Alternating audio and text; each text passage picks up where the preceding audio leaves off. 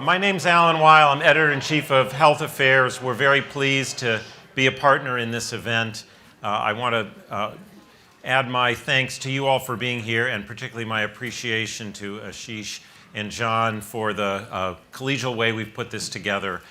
We each bring great strengths to this topic, and I think together we do something none of us could do individually, and I want to echo Ashish's comment at the beginning that we hope this is the beginning of more, even if we have to leave the rarefied air of Washington, D.C. and Cambridge, Massachusetts to do so. It is truly my honor to be able to introduce our keynote speaker today. It is often said, just look at the bio.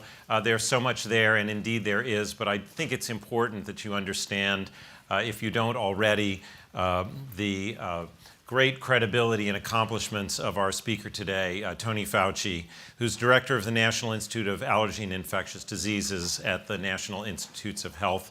As you'll hear in his remarks, he served under 5 presidents, which I think is quite relevant to the conversation we've been having already this morning. He was one of the principal architects of the creation of PEPFAR. He's a member of the National Academy of Sciences, the National Academy of Medicine, many awards, including the National Medal of Science and the Presidential Medal of Freedom. Dr. Fauci has 43 honorary doctoral degrees, author, co-editor, editor of more than 1,290 scientific publications.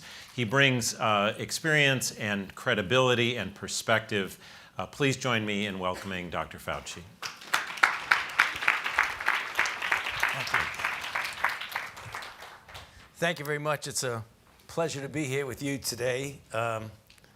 I've spoken at after-dinner speeches and intra-dinner speeches, but I've never spoken to a line of people waiting to get their food. So it's nice to have you. Anyway, it's the idea that we are now a few days away from a new administration obviously prompted the really extraordinarily, very enjoyable, and I'm really pleased I had the opportunity to listen to the panel, both of Amy and Ron, and as well as Bill and Dr. Jafari, which really, I think, set the stage for so many of the things that we are going to be dealing with over the coming years.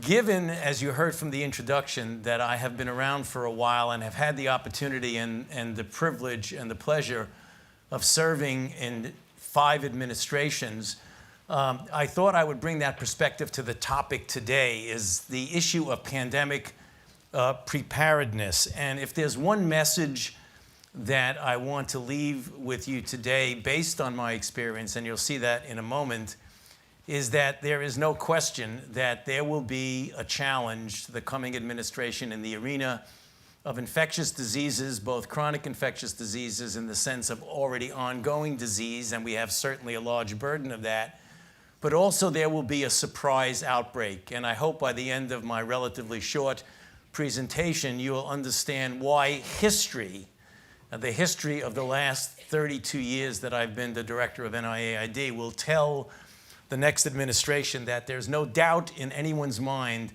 that they will be faced with the challenges that their predecessors were faced with.